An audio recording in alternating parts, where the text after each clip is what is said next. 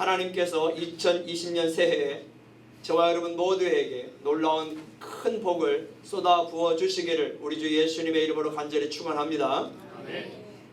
이제 오늘부터 다시 사도행전 말씀을 계속 전하도록 하겠습니다.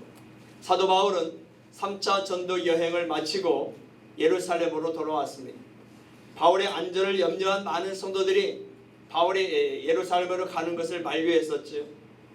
그래도 바울은 자기 민족 유대인들의 구원을 위해서 그리고 예루살렘 교회를 위해서 순교를 각오하고 예루살렘에 왔습니다. 바울이 예루살렘에 도착했을 때에는 유대인의 큰 명절이었습니다. 그 명절이 오순절이었죠. 이 오순절 기간에 유대인들이 약 200만 명이 예루살렘이라고 하는 성지에 모였다고 합니다.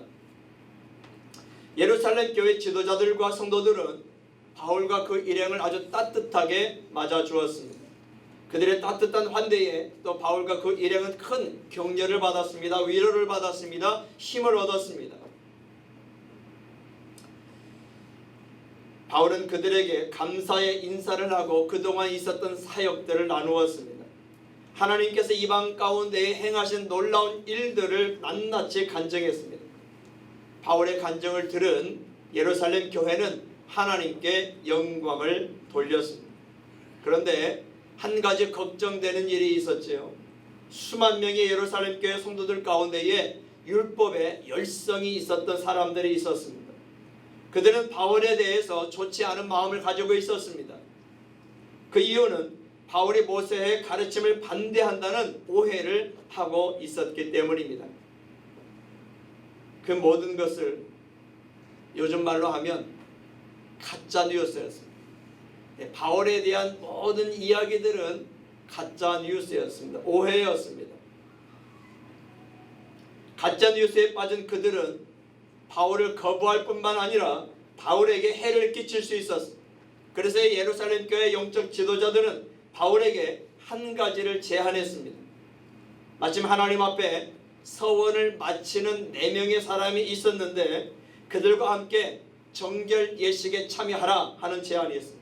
뿐만 아니라 그 정결 예식에 참여하면서 그들의 비용을 당신이 지불해 달라 하는 제안을 했습니다. 정결 예식은 대부분 속죄를 위한 피의 제사였습니다. 그러나 그것은 이미 예수님의 십자가에서 완성된 사역들이었습니다. 그러니 예수님을 구세주로 믿는 바울의 입장에서는 그런 제안을 무시할 수 있었습니다. 하지만 바울은 그 예루살렘 교회 영적 지도자들의 제안을 무시하지 않았습니다. 그들의 말대로 정결 예식에 참여했습니다. 왜 그랬을까요? 바울이 쓴 서신서에서 그 답을 찾을 수가 있습니다. 로마서 9장 3절과 고린도전서 9장 20절을 함께 읽도록 하겠습니다. 시작. 나의 형제 곧 고륙의 친척을 위하여 내 자신이 저주를 받아 그리스도에게서 끊어질지라도 원하는 바로라. 유대인들에게 내가 유대인과 같이 된 것은 유대인들을 얻고자 함이요 율법 아래에 있는 자들에게는 내가 율법 아래에 있지 아니하나 율법 아래에 있는 자 같이 된 것은 율법 아래에 있는 자들을 얻고자 함이요. 아멘. 이 바울은 자기 백성들을 형제라고 부르고 있습니다. 고륙의 친척이라고 부르고 있습니다. 그들을 위해서 내 자신이 저주를 받아서 그리스도에게서 끊어질지라도 나는 그들을 위해 살겠다. 그들에게 복음을 증거하겠다. 그들을 구원의 길로 인도하겠다라고 말씀하고 있습니다.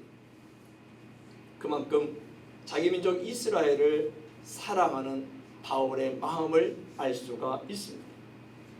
그래서 바울은 그 예루살렘 교회 영적 지도자들의 제안을 받아들이고 정결 예식에 참여했던 겁니다. 또 바울은 이야기하죠. 유대인들에게 내가 유대인과 같이 된 것은 유대인들을 얻고자 함이요. 정결 예식에 참여하지 않아도 되었습니다. 그러나 예루살렘 교회 지도자들의 제안을 듣고 정결 예식에 참여했던 것은 그 유대인들을 얻고자 함이라 이렇게 말씀하고 있습니다. 바울은 자기 민족이 구원받기를 누구보다도 간절히 원했던 사람입니다. 그래서 바울은 자기에게 익숙한 것만 고집하지 않았습니다. 자기 나름대로 배우고 아는 지식만을 주장하지 않았습니다. 겸손하게 행동했습니다. 덕을 세우고자 했습니다. 배려하고자 했습니다. 사람의 마음을 헤아려 보고자 노력했습니다. 다른 사람의 좋은 제안들을 거부하지 않고 들으려 했습니다. 영적 지도자들의 권위를 인정하고 순종하고자 했습니다. 그러나 바울이 처음부터 이런 사람은 아니었습니다.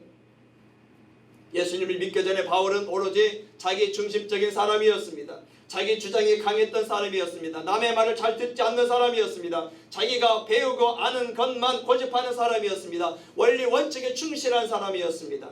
하지만 바울은 달라졌습니다. 예수님을 믿고 난 이후에 달라졌습니다. 예수님을 더 알아가며 달라졌습니다. 예수님과 동행하며 달라졌습니다. 예수님을 섬기면서 달라졌습니다. 사랑하는 성도 여러분, 저와 여러분도 2020년에는 바울처럼 좀 더 달라질 수 있기를 주님의 이름으로 축원합니다. 좀 더 성숙해질 수 있기를 바랍니다. 그러기 위해서 2020년에 예수님을 더 알아갈 수 있기를 바랍니다. 예수님과 좀 더 동행할 수 있기를 바랍니다. 예수님을 좀 더 가까이에서 섬기실 수 있기를 바랍니다. 그런데 유대인들의 분위기가 갑자기 달라졌습니다.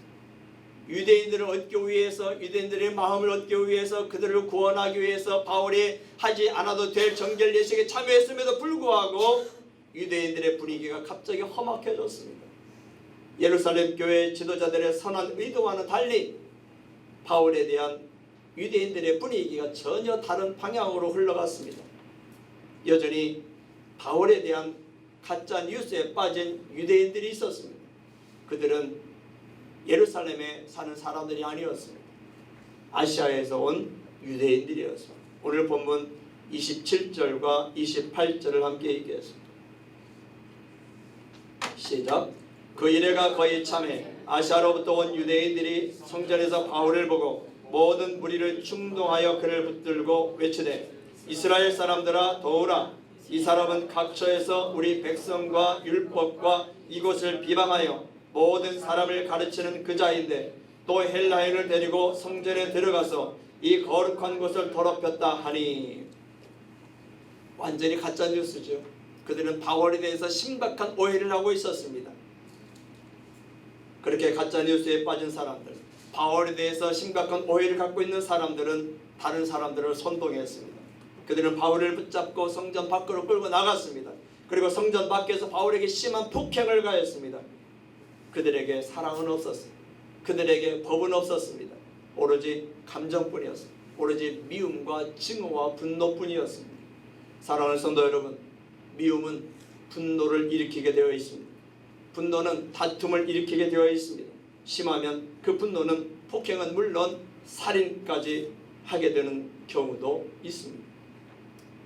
이 미움의 근원은 사탄입니다. 창세기에 보면 야곱의 12아들이 나오죠. 그 야곱의 12아들 가운데 아버지 야곱은 11번째 아들 요셉을 편애했습니다. 요셉을 지극히 사랑했습니다. 다른 아들들보다. 그러자 요셉의 형들 10명의 형들이 요셉을 시기했습니다. 요셉을 미워하기 시작했습니다. 그 미움이 어떻게 되었어요? 미움이 분노를 일으켰습니다. 분노를 일으키니까 이 요셉을 죽이고자 하는 마음이 생겼습니다. 죽일 수 있는 기회가 생겼을 때에 이 10명의 형들이 요셉을 죽이고자 했습니다. 그러나 큰형의 도움으로 죽이지는 못하고 애굽의 상인에게 노예로 팔리고 말았습니다. 그리고 아버지 야곱에게는 요셉이 짐승에게 잡혀 죽었다고 거짓말로 말씀을 드렸습니다. 이렇게 분노는 미움은 분노를 가져오고 분노는 살인까지도 서슴지 않게 하는 무서운 것임을 우리는 기억해야 합니다. 구약성경 잠언 10장 12절에서 이렇게 말씀합니다. 함께 읽겠습니다. 시작. 미움은 다툼을 일으켜도 사랑은 모든 허물을 가리느니라. 아멘. 미움은 다툼을 일으킨다고 말씀합니다. 다툼 속에서 살인까지도 저지를 수가 있는 것. 예수님도 유대인들의 미움 때문에 고난을 당했습니다. 유대인들의 미움 때문에 십자가를 지시고 죽기까지 하셨습니다.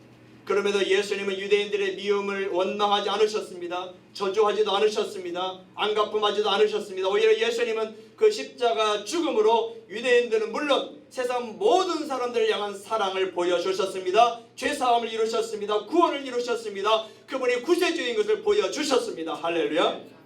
사랑하는 성도 여러분, 혹시 오해 때문에 누군가로부터 미움을 받고 있습니까? 함께 미움에 빠지지 말고 예수님의 사랑의 십자가를 바라보시기를 바랍니다. 혹시 누군가를 미워하고 있습니까? 분노하지 말고 예수님의 사랑의 십자가를 바라보시기를 바랍니다. 그러면 모든 미움을 이겨내게 될 뿐만 아니라 그 미움의 포로에서 해방되어서 자유를 얻게 될 줄로 믿습니다. 바울에 대한 유대인들의 소란으로 예루살렘이 굉장히 시끄러워졌습니다. 그러자 이 예루살렘이 주둔하고 있던 로마군의 천부장이 즉시 군사들을 이끌고 달려왔습니다. 천부장은 유대인들로부터 바울을 인계받아서 쇠사슬로 결박했습니다. 그리고 이게 무슨 일인지 사람들에게 물었습니다. 하지만 사람들의 말이 서로 달라서 제대로 알아들을 수가 없었습니다. 천부장은 군사들에게 명해서 바울을 진영으로 데려가도록 했습니다. 하나님은 바울을 위해서 로마군을 준비하셨습니다. 그리고 로마군을 보내셨습니다. 하나님께서 바울을 보호하신 겁니다. 바울이 비록 로마군의 쇠사슬에 결박되었지만 유대인들의 폭행과 죽음으로부터 벗어날 수가 있었습니다. 로마 군대의 보호 아래 더 정확하고 더 분명하게 유대인들을 향해서 복음을 전할 수 있는 기회를 얻게 되었습니다. 천부장을 통해서 로마에 가서 복음을 전할 수 있는 새로운 기회도 얻을 수가 있게 되었습니다. 그렇습니다. 하나님은 정말로 놀라우신 분이십니다. 구약성경 이사야서 55장 8절 9절을 보면 하나님께서 이렇게 말씀하셨습니다. 함께 읽어보도록 하겠습니다. 시작. 이는 내 생각이 너희의 생각과 다르며 내 길은 너희의 길과 다름이니라. 여호와의 말씀이니라. 이는 하늘이 땅보다 높음같이 내 길은 너희의 길보다 높으며 내 생각은 너희의 생각보다 높음이니라. 아멘. 하나님의 생각은 우리의 생각보다 깊다는 사실을 믿으시기를 바랍니다. 그런데도 불구하고 우리는 그 하나님의 생각을 의지하려고 하지 않습니다. 내 생각을 의지합니다. 내 생각대로 행동하려고 하죠. 하나님은 깊으신 뜻을 가지고 오늘도 저와 여러분을 인도하고 계실 줄로 믿으시기를 바랍니다. 2020년에도 높으신 계획을 가지시고 저와 여러분의 갈 길을 인도하시는 그 하나님을 바라보시기를 주님의 이름으로 축원합니다. 이런 놀라우신 하나님께서 2020년에 저와 여러분에게 약속의 말씀을 주셨습니다. 신약성경 유다서 1장 24절을 함께 읽겠습니다. 시작. 능히 너희를 보호하사 거침이 없게 하시고. 아멘. 능히 하나님께서 저와 여러분을 보호하실 수 있는 분임을 믿으십니까? 그렇다면 그분이 우리의 삶을 거침없게 하실 것을 믿으시기를 바랍니다. 2020년에 저와 여러분의 삶이, 저와 여러분의 가정이, 우리 꿈에 그린 교회가 거침없이 나가게 될 줄을 믿고 그분을 의지하고 그분께 간구하며 그분의 말씀 가운데 그분과 동행할 수 있기를 예수님의 이름으로 축원합니다. 아멘. 지난번 1월 1일 날 드렸던 예화를 다시 한번 드립니다. 손흥민 선수, 상대편 선수들과 골을 다투면서